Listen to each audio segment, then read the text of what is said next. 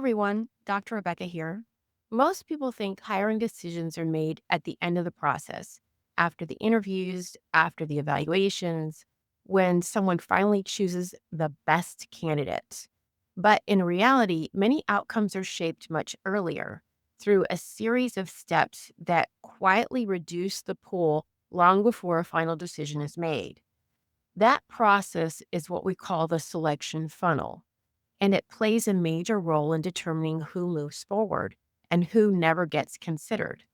In this video, we'll focus on the selection funnel and how it shapes hiring outcomes by narrowing the applicant pool at each stage of the process. A selection funnel is the step by step process organizations use to narrow a large group of applicants down to one final hire. It starts with many candidates, and at each stage, fewer remain. By the time a hiring manager is making a final decision, they're working with a much smaller group, not the full set of people who originally applied. That means the outcome isn't just about the final choice, it's about how the pool was reduced along the way. Let's walk through how this typically works. The first stage is initial screening. This is where the organizations review applicants and resumes, often using systems that scan for basic qualifications. At this point, the goal is speed. Organizations are not trying to fully evaluate candidates. They're trying to quickly remove clear mismatches. But here's the limitation. These decisions are often based on limited self-reported information, so strong candidates can be filtered out early, before their abilities are fully visible. The next stage introduces more structured assessments.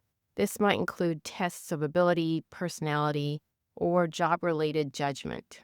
At this point, organizations are trying to gather more standardized and comparable information. Compared to resumes, these tools can provide better insight, but only if they're well-designed and clearly tied to the job. After that, candidates typically move to interviews. This is where organizations gather more detailed information about how candidates think, communicate, and respond to situations. But it's important to recognize by the time someone reaches this stage, many others have already been removed from consideration. Finally, organizations make a selection decision. They review the remaining candidates and decide who will receive the offer, but that final choice reflects everything that happened earlier. If strong candidates were removed in the early stages, they're no longer part of the comparison. So why is the process designed this way? Because organizations have to manage volume. They often receive far more applicants than they can evaluate in depth, so early stages focus on efficiency, while later stages focus on deeper evaluation. But this structure creates important challenges. One is early elimination. When decisions are made quickly and with limited information, qualified candidates may be removed too soon. Another is quality of early signals.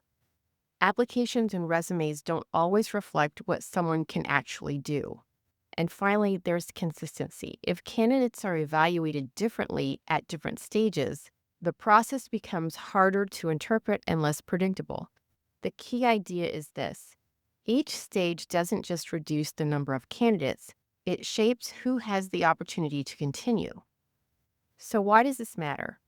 Because your chances in a hiring process are influenced long before final decisions are made. What happens early, how your experience is presented, how your qualifications are interpreted, can determine whether you move forward at all. Hiring outcomes are not just determined at the end. They are shaped step by step as candidates move through a process that gradually narrows the field. And understanding that process changes how you think about both applying for jobs and designing the hiring decisions. Thank you for watching this video, and I'll see you in the next one.